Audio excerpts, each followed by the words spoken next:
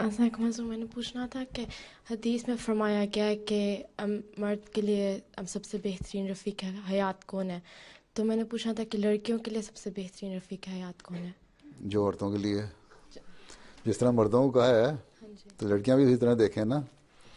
اگر یہ اللہ تعالیٰ نے فرمایا کہ جب تم رشتہ تلاش کرو کو تم چار چیزیں تم دیکھتے ہو.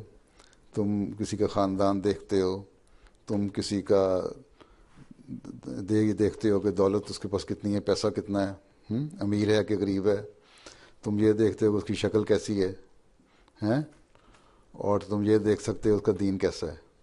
ٹھیک، تو سب سے اچھی چیز جو ہے تم دیکھو تو وہ یہی ہے نا کہ دین دیکھو. یہی کہہ رہا ہے نا، یہی سوال ہے نا تمہارا، ہے نا؟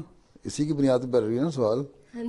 اچھا، اب جو مرد کے لیے ہے کہ دیندار دیکھو، تو مردوں کو میں کہا کرتا ہوں، میں بھی کہہ چکا ہوں کہ صرف دیندار عورت ہونا ضروری نہیں، تمہارا بھی دیندار ہونا ضروری ہے.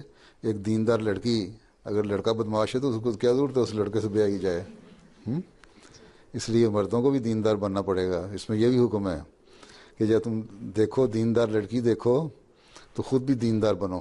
ہیں آپ تو تم کرتے رہو عیاشیاں اور لڑکیوں کو آپ نیک رہو، یہ تو نہیں ہو سکتا. ٹھیک ہے، اس لیے تم لوگ وہی دیکھو جو نیک ہو.